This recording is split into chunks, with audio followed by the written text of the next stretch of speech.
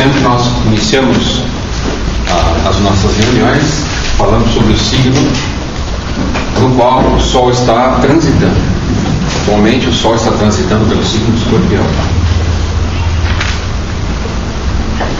Escorpião, ele é com certeza o signo mais complexo do zodíaco. Ele vibra em várias oitavas, desde as infernais e mais inferiores até as mais celestiais. É um signo profundamente mundano e profundamente místico simultaneamente. Como ele consegue fazer isso eu não sei, mas ele faz. Ele vai desde o réptil, desde a cobra, desde o próprio inseto escorpião, até a águia, que é o símbolo espiritual do escorpião, com o seu olhar determinado, agudo, profundo, focado. Então, quando a gente pensar em escorpião, ao invés de pensar no inseto, é sempre bom, do ponto de vista esotérico, pensar na águia.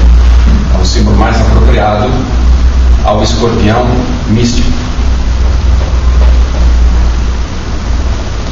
Ele tem uma representação engraçada, né, interessante. Ele tem o falo, o símbolo fálico, o mesmo elemento fálico do símbolo de Marte. Marte também é um círculo com uma seta para cima, indicando a questão da virilidade, da sexualidade, do poder curador também. Nós sabemos, quando estudamos numa escola espiritualista, que a energia sexual é a energia que pode nos matar e nos salvar. Depende para onde nós dirigimos essa energia. Quando ela é dirigida para baixo, ela nos aniquila. Quando ela é dirigida para cima, o desenvolvimento espiritual, ela não só salva a nossa alma, mas também salva a alma de outros seres humanos também.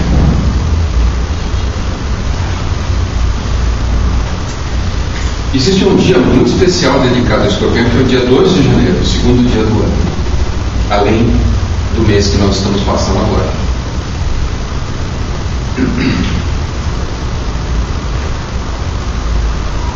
O mês solar do Escorpião, ele abrange praticamente todo o mês de novembro.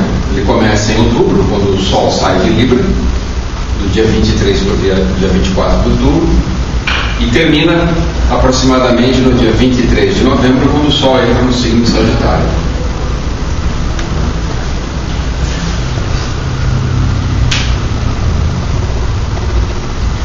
A hierarquia de Escorpião encarrega-se da operação alquímica da transmutação, por isso que é um signo complexo, é um signo inquieto, é um signo marcado pela perturbação. A pessoa tipicamente do signo de Escorpião, ela é uma pessoa que não tem paz. Ela é incapaz de encontrar paz espírita, porque a meta do Escorpião não é ter paz, pelo contrário, é sempre se debruçar, é sempre ter que encarar face a face os enigmas mais profundos da vida e da morte. Então é um signo que não tem sossego.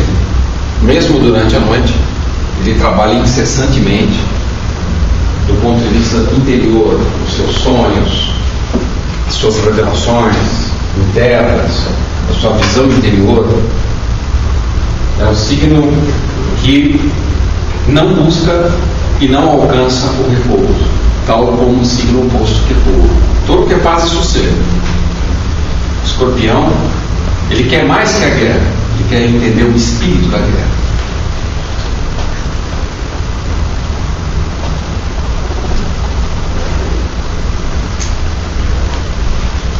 A hierarquia de Escorpião então interpenetra a Terra com o padrão cósmico da plenitude, alcançado através da transmutação da matéria e do espírito. Como esse trabalho não tem fim, Escorpião não tem descanso. Por isso que toda pessoa de Escorpião, quando você observar bem, ela tem cicatrizes no rosto, ela tem marcas, né? Ela pode ter uma pele bonita, pode ser uma pessoa muito bonita e atraente, mas ela necessariamente indica que o seu caminho não foi fácil. E para um bom observador, esse caminho difícil está desenhado na sua face. e no seu olhar também. É um olhar profundo que mistura tristeza, alegria, né? Aspiração e decepção, frustração e glória. O escorpião é o conflito, a contradição, a inquietação. Eu admiro muito, como eu tenho Sol no signo de Câncer, estou muito bem com os signos do escorpião, que é um signo de água também. Tem uma profunda admiração. Eu não tenho nem um milésimo da coragem, do entusiasmo, da pegada do escorpião. O escorpião é um signo extremamente determinado, incrível. Então, um dos símbolos, né, pode ser um animal marinho, muito parecido com o câncer, né, que é um caranguejo. Às vezes a representação do escorpião também é um animal marinho. Mas o mais comum é o próprio escorpião, é a serpente enrolada no caduceu, ou a águia.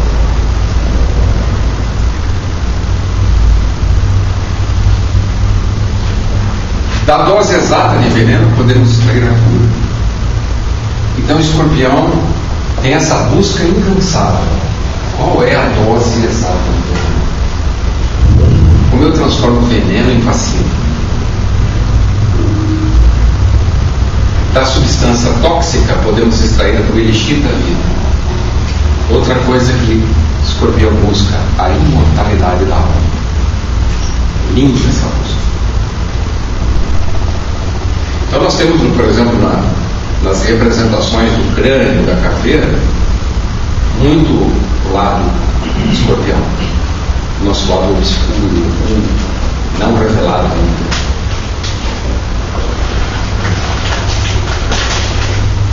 O fogo plutoniano, porque escorpião é regido por Marte e por Plutão também. O fogo plutoniano das camadas profundas se junta com o ferro marciano do heroísmo. Diferente de Áries, Áries é o herói que sai de peito aberto enfrentando o inimigo. Então, geralmente, o herói ariano é um Marte. Ele é derrotado em algum momento pelos seus inimigos, porque ele se expõe muito. O escorpião é diferente do heroísmo. Ele não aparece. Ele trabalha no subterrâneo. Não por covardia. Ele tem um trabalho mais difícil, ele é estrategista. Ele tenta compreender os meandros da questão. Então é um outro tipo de heroísmo. Áries, né, luta com os inimigos visíveis.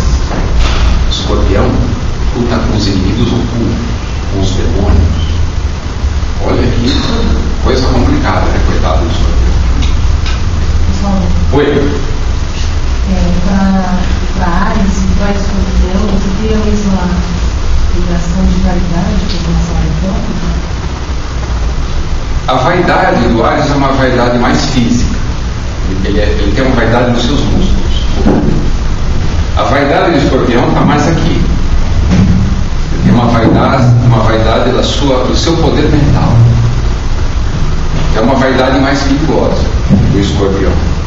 A vaidade do Áries é mais pura, mais ingênua. A do escorpião é mais maliciosa. Então esse fogo oculto é maravilhoso, o escorpião, chamado fogo gelado. Dá para imaginar isso? O fogo gelado é o fogo do escorpião. Através do elemento ferro e do fogo, que o elemento ferro forma, recebemos a faculdade de forjar a nossa individualidade.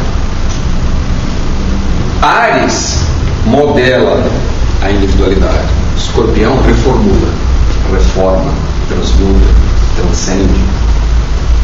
Trabalho incrível.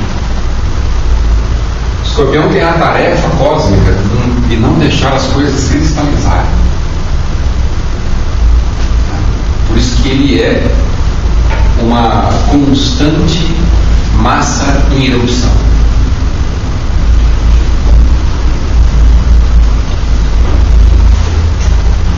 O ferro e o fogo alimentam e animam o sangue. Então, o processo alquímico mais elevado do escorpião é a purificação do próprio sangue, que é a maior alquimia que um espiritualista deve fazer: transformar o seu sangue no elixir da vida.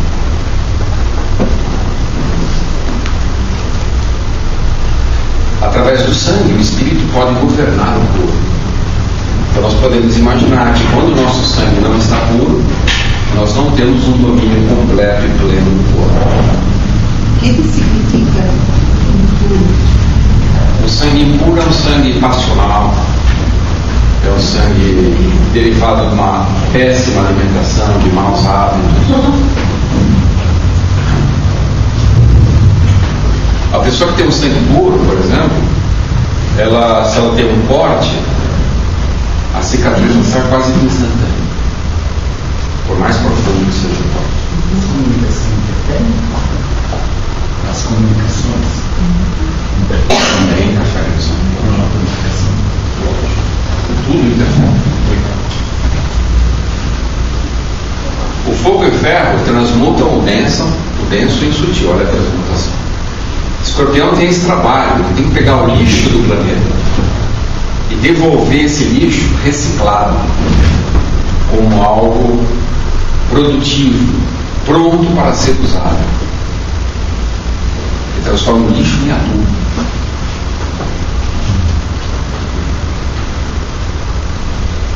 Com o ferro e o fogo, o ferreiro espiritual, que é todo estudante seriamente empenhado no desenvolvimento espiritual, é um ferreiro, né? Forja as suas faculdades anímicas através de um árduo, né, trabalho. O trabalho de lidar com a forja. É o trabalho de Vulcano. Vulcano é o ferreiro cósmico. Mediante esse processo, as essências sublimadas da mente e do corpo fundem-se ou englobam-se com as forças do espírito. O escorpião tem a tarefa de retirar tudo que é da matéria e entregar ao espírito.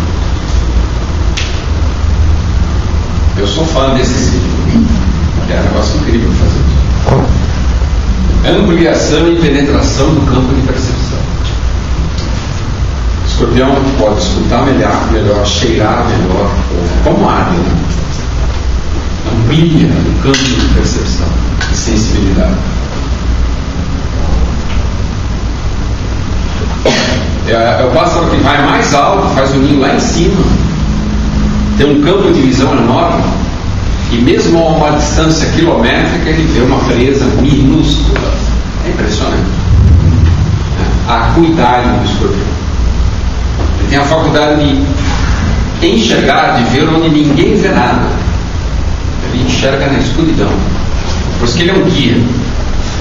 Só que é um guia terrível, porque como ele tem veneno na cauda, vez ou outra ele fere a si mesmo.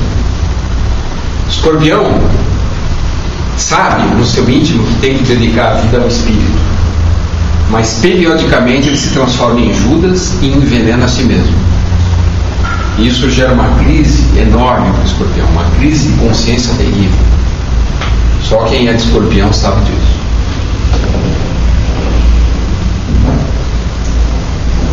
Então esse olhar da coruja também é genial, né? Sério, focado,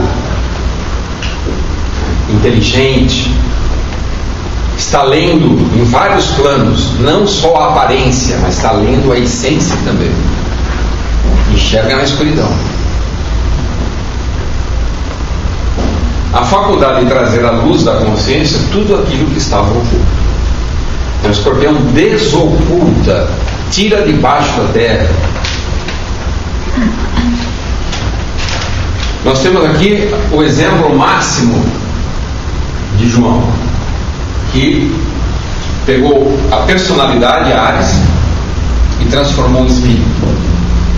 Tanto é que ele é conhecido como o discípulo que não conheceu a morte. Ele se transformou em um alquimista de tão alto grau que o seu corpo já não se decompunha, não envelhecia como acontece normalmente. O grau de purificação do seu sangue. Inacreditável. Então João é o discípulo amado, aquele que sublimou a sua personalidade. Ele viveu em espírito, para o espírito, com o espírito. Foi o discípulo mais íntimo de Cristo. Falavam a mesma língua. Já imaginou isso? Um ser humano falar a mesma língua que Cristo? É simplesmente inacreditável.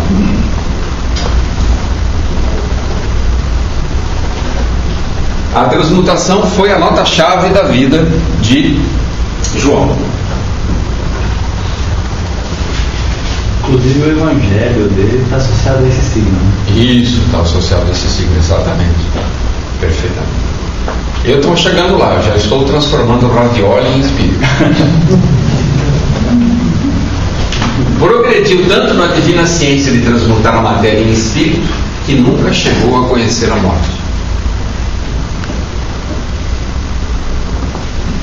Então a morte, ou o guardião do umbral, todos nós enfrentaremos, cada um a sua maneira.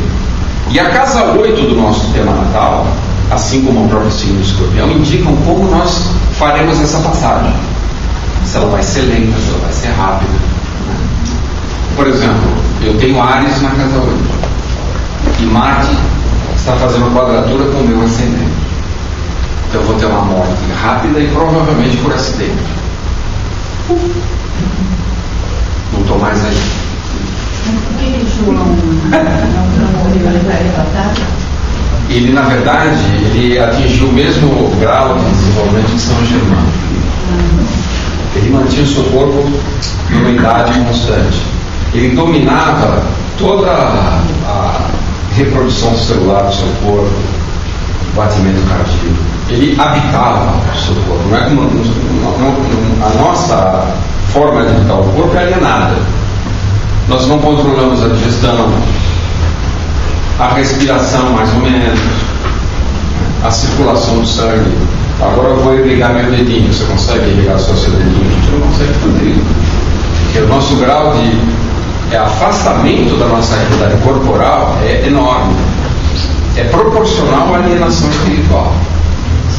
Por incrível que pareça, quanto mais você se espiritualiza, mais você tem consciência corporal. Você não acha que vai ficar muito tempo no umbral? Oi? Você acha que vai ficar muito tempo no umbral? No umbral? Eu estou negociando com ele. Tá. Tem que ser amiguinho. Então Marte é o planeta que rege Escorpião, junto com Plutão. Marte, morte, amor. A morte tem que ser transformada em amor. Olha que paradoxo. Na verdade, a morte tem que ser o nosso casamento com o Espírito.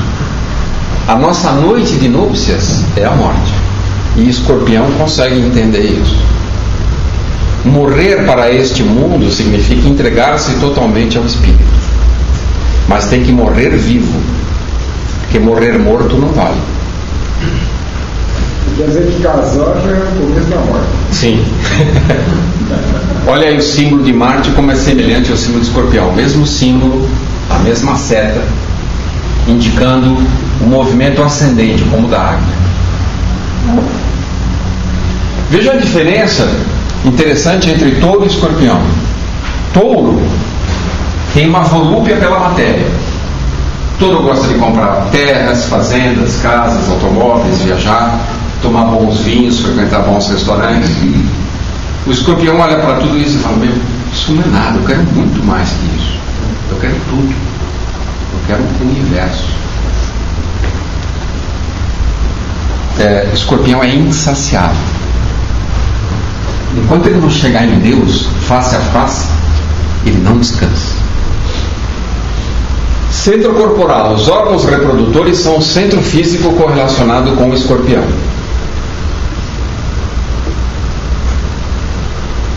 No aspirante zeloso e seriamente empenhado na senda da vida interior, a base do processo de transmutação localiza-se nesses órgãos. Então vocês vejam a dificuldade.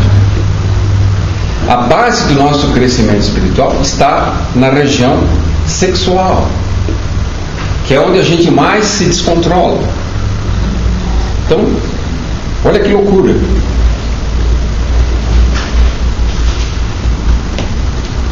Tal como já foi exposto no período correspondente a Leão, Leão tem a ver com Judas Iscariotes, lembra? Leão é a personalidade que não quer morrer. Existe uma íntima relação entre Judas Iscariotes, a personalidade, e João, o espírito, Escorpião.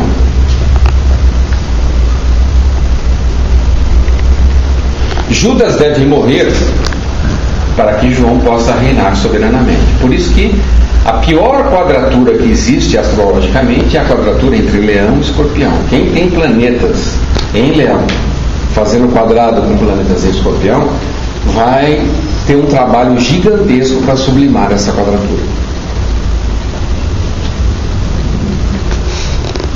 Há também uma forte correlação entre o coração, governado por Leão, e o sistema reprodutor, Escorpião. Toda vez que eu tenho problemas no sistema reprodutor, fatalmente eu vou ter problemas no coração e vice-versa.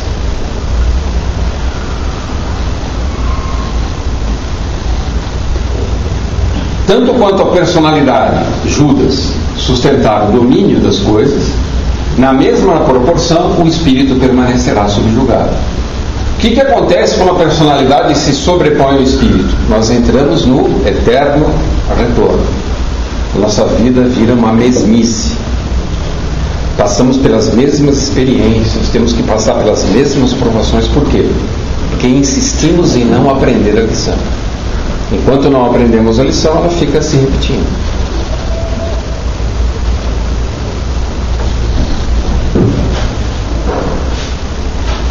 O coração assumirá seu legítimo posto de comando somente quando a personalidade redimir-se e voluntariamente. Essa é a grande diferença entre o exoterismo e o esoterismo. É a diferença fundamental. O esoterismo, ele vai de Áries até Câncer só. O exoterismo, as religiões, não passam do signo de Câncer. O esoterismo com S vai principalmente de Leão até Escorpião. Por quê?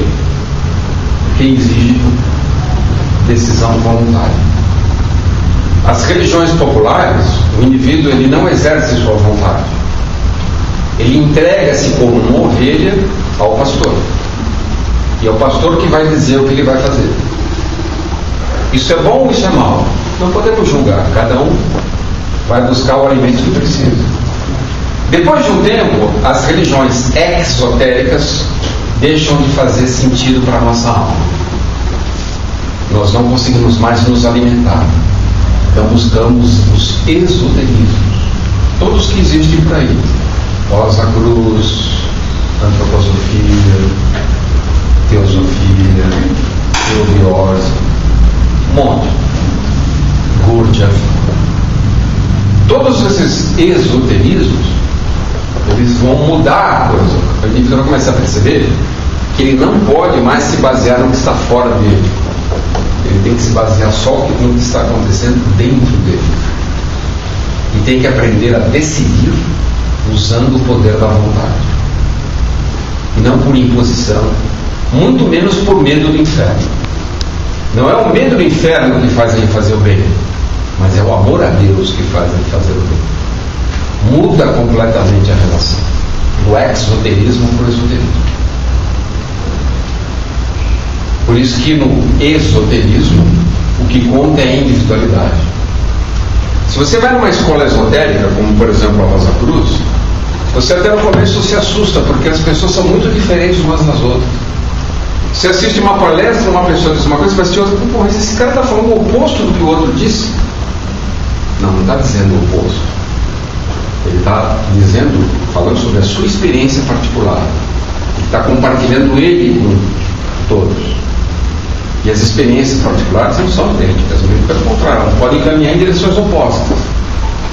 Por isso que há aparentes contradições. Mas na medida que você vai crescendo numa escola esotérica, você vai verificando que as contradições, elas existem justamente para estimular a unidade. É fundamental que as contradições existam. Visão monolítica, visão unilateral é exoterismo, é igreja. É aquilo, é dogma, né? Não se discute.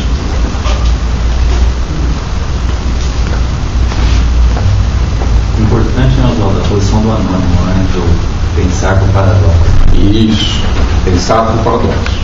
O Crowley tem uma frase bem legal, ele fala que toda verdade, por ser verdade, ela tem que portar no seu seio o seu contrário. Sim. Se você tem uma tese e não porta, junto com essa tese, a sua antítese, você é um Cláudio, você é um Mano, você é um claudicante. Você é o tio de Hamlet, é um usurpador do trono. Você tem uma meia verdade e vende ela como se fosse a verdade integral. Sim. Legal. Vai ter evolução desse exotérico para essas empresas vão falir tudo e vai ser só o álcool? Isso eu não posso te falar. A Terra está trabalhando para isso. Vamos nos ater ao assunto da aula, tá bom? Obrigado. Então aí está o Mestre, o Cristo, que se confunde com o próprio João. Então, o processo de Escorpião, do ponto de vista da Fraternidade Rosa Cruz, é o processo de cristificação. No corpo do homem cristificado, a paixão vai se transformar em amor divino. Isso é muito importante. Não é amor humano, é amor divino. Nós temos que passar pelo amor humano, mas Escorpião tem esse objetivo. Ele quer amar e ser amado por Deus. Ele quer recuperar aquilo que Adão perdeu. Escorpião, dá para imaginar isso? Ele quer recuperar aquilo que Adão sofreu. Adão perdeu o contato com seu pai. A missão de Escorpião é reatar, é religar essa união. O amor como agente transformador dos corações e das consciências. Ó, coração junto com a consciência. Você tem que unir mente e coração. Ficar só na mente ou só no coração é um processo claudicante. Como falou o tio Jacques aqui. Você está fazendo o serviço pela metade. Vai ter problemas lá na frente. Que é o que acontece com as pessoas dogmáticas.